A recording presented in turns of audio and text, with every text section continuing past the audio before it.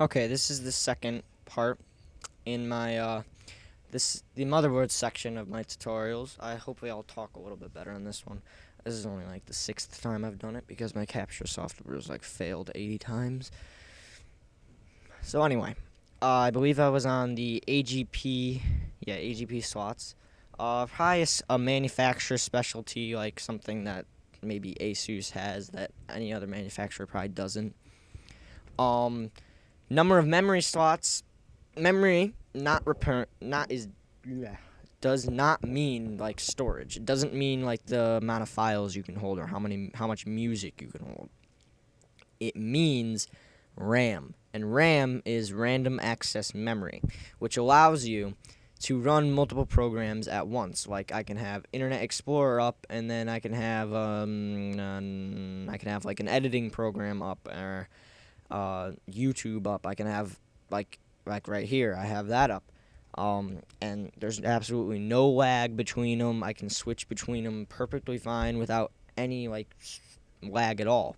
So that's what RAM is, and the more RAM you have, the better. The faster your computer is going to be loading programs and opening up files and playing music. The faster it's going to be. Um, where am I? So yeah, it comes in sticks.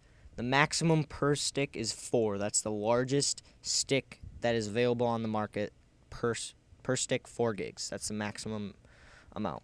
And each stick has a different type of memory standard. You can get like DDR2 1200, and that's a different type of speed than a DDR3 1600. And your motherboard, you check your specifications for your motherboard, it can either support like up to like 1600 or even all the way up to 2600 plus and higher, which is really fast. I believe I have like a 1066 or 1600 DDR3 memory. Yeah. I have like that type of memory.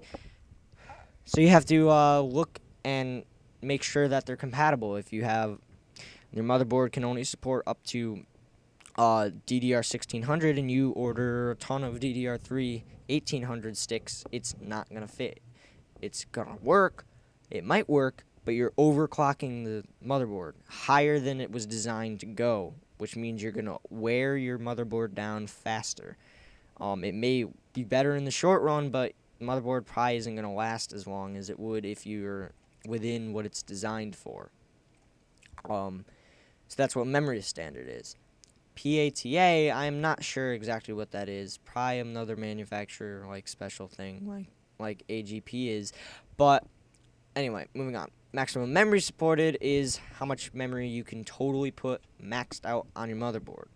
It's how much you can put. 48 gigs is the highest that Newegg has. There are probably motherboards out there that go higher. My motherboard goes up to 24 gigs, and I have it maxed out. I have 6 gigs, and then I have a 12 gig. Oh, no, wait. I guess I only have 18 gigs. So anyway, I have like 18 gigs of RAM.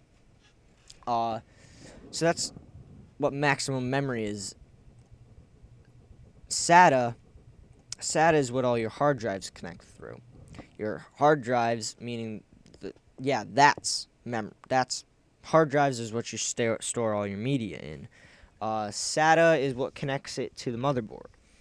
There are different speeds of SATA. SATA 1.5, 3, and 6 gigabytes a second.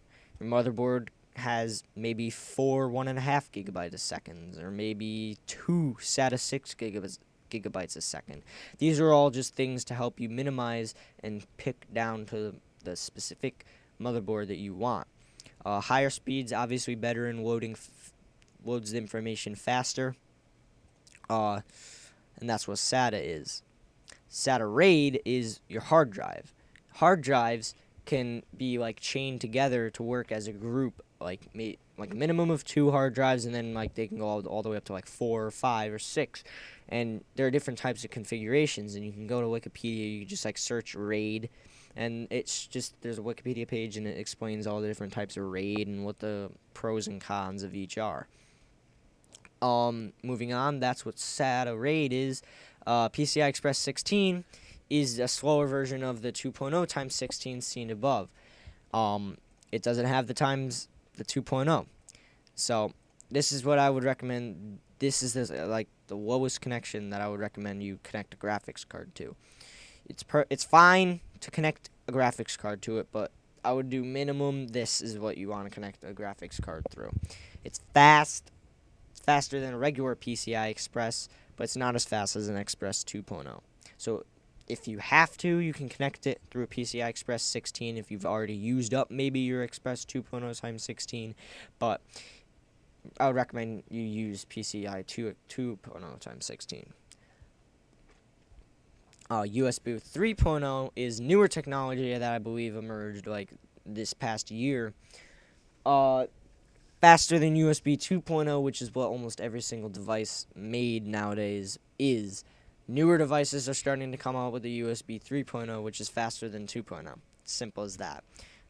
Future-proof. If you want to future-proof your PC, you're gonna want at least one USB 3.0, and then you'll have a 3.0, and when more devices come out with it, you'll have it, and you'll be able to say, oh, I have 3.0 anyway. So I would recommend you get like one of those. Make sure your motherboard has one of those. So that's USB 3.0. PCI Express slots is basically PCI Express without the 16 and without the 2.0.